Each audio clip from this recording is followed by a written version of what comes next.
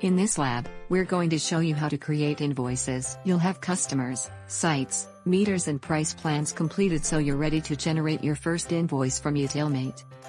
There are two types of invoicing in Utilmate. Instant invoicing, where you invoice one customer, And bulk invoicing, where you are invoicing a large number of customers. This is the process for instant invoicing. Step 1 in this process is entering meter reads. Search for the customer you want to invoice and go to the Services, Meter Reads screen. From here, click on the Add button and enter your meter reading. Next, go to the Accounts tab and select Regenerate Transactions. Enter the date you want to bill to, then click Finish. This will generate transactions as shown.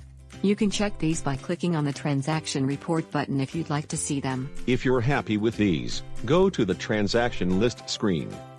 Click on the Invoice Actions button and select Instant Invoice.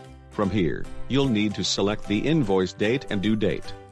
Click on Preview Invoice to see an image of what your invoice will look like. If you're happy with this, click on Generate. The invoice will be turned into a PDF and the customer balance updated. The last step is to approve the invoice to be emailed to the customer.